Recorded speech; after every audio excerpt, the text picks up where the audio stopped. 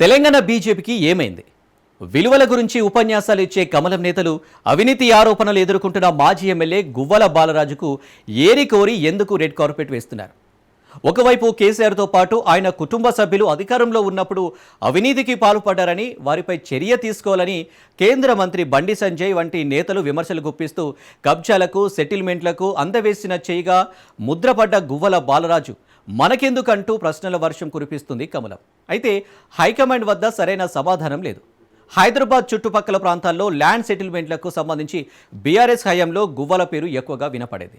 గులాబీ పార్టీతో సన్నిహితంగా మెలిగే కొందరు పారిశ్రామికవేత్తల అండతో బాలరాజు చేసిన అరాచకాలకు హద్దు లేదని అప్పట్లో బీజేపీ లీడర్లే విమర్శించిన సందర్భాలు ఉన్నాయి. మరి కమలం కండువ కప్పుకున్న వెంటనే గువ్వల చేసిన తప్పులని ఒప్పులైపోతాయా అని కాంగ్రెస్ నాయకులు నిలదీస్తున్నారు.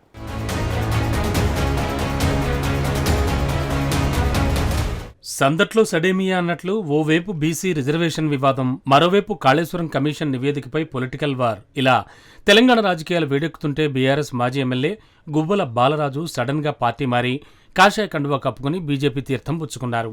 నిజానికి గువ్వల బాలరాజు పార్టీ మారినందుకు ఆయన గురించి చర్చించడమే కాదు, ఆలోచించడం కూడా వేస్టే. కానీ బీజేపీలో గువ్వల చేరడంపైనే ఇప్పుడు చర్చించాల్సిన పరిస్థితి తలెత్తింది. ఎందుకంటే బీజేపీ జాతీయ ప్రధాన కార్యదర్శి, సంఘ్ పరివార్ కీలక నేత బిఎల్ సంతోష్ కుమార్కు వ్యతిరేకంగా ఎమ్మెల్యేల కొనుగోలు వ్యవహారానికి సంబంధించి అప్పట్లో కంప్లైంట్ చేసిన వాళ్లలో గువ్వల బాలరాజు ఒకరు. గులాబీ పార్టీలో ఉన్నంతవరకు గువ్వల దూకుడుకు ముందుకెళ్లి బీజేపీ నేతలపై నిప్పులు చెరిగారు. మరిప్పుడు అలాంటి లీడర్ను కమలదళం చేర్చుకోవాల్సిన అవసరం ఏమొచ్చిందన్న విషయం చర్చనీయాంశంగా మారింది. బిఎల్ సంతోష్ కుమార్పై ఆరోపణలు చేసిన విషయాన్ని పక్కన పెడితే ఎమ్మెల్యేగా గువ్వల బాలరాజు ట్రాక్ చూసిన వాళ్లంతా ఉలిక్కి పడాల్సిందే. హైదరాబాద్కు చెందిన ఓ బడా బిజినెస్ మెన్ అండతో గువ్వల బాలరాజు చేసిన అరాచకాలు అన్నీ కాదని కాంగ్రెస్ నేతలు ఆరోపిస్తున్నారు. ఈ మాజీ ఎమ్మెల్యే గారి దందాల చిట్టాను ఒక్కొక్కటిగా విప్పుతున్నారు. బీఆర్ఎస్ హయాంలో భూములు కబ్జా చేయడం, ల్యాండ్ సెటిల్మెంట్లలో గువ్వల పేరు ప్రముఖంగా వినిపించేదని, సివిల్ కేసుల్లో తల దూర్చినందుకు బాలరాజుపై ప్రత్యర్థులు ఆరోపణలు చేసిన సందర్భాలు కోకొలలు. కానీ బాలరాజు ఇలాంటి విషయాలకు భయపడే రకం కాదని ఆయన ప్రత్యర్థుల వాదన.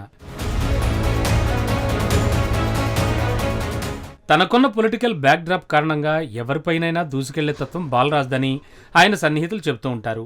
ఇలాంటి అరాచకాలు చేయడం వల్లే గత అసెంబ్లీ ఎన్నికల సందర్భంగా జరిపిన సర్వేల్లో గువ్వల బాలరాజు లూజింగ్ క్యాండిడేట్స్ లిస్టులో మొదట నిలిచారని, దీన్ని బట్టి గువ్వలపై స్థానికంగా ఎంత వ్యతిరేకత ఉందో అర్థం చేసుకోవాలని కాంగ్రెస్ నేతలు వాదిస్తున్నారు. అధికారంలో ఉన్నప్పుడు బీఆర్ఎస్ అవినీతిలో కూరుకుపోయిందని విమర్శించే బీజేపీ నేతలు గువ్వలను చేర్చుకోవడం వెనుక ఉన్న గుట్టును బయటపెట్టాలని హస్తం పార్టీ నేతలు డిమాండ్ చేస్తున్నారు.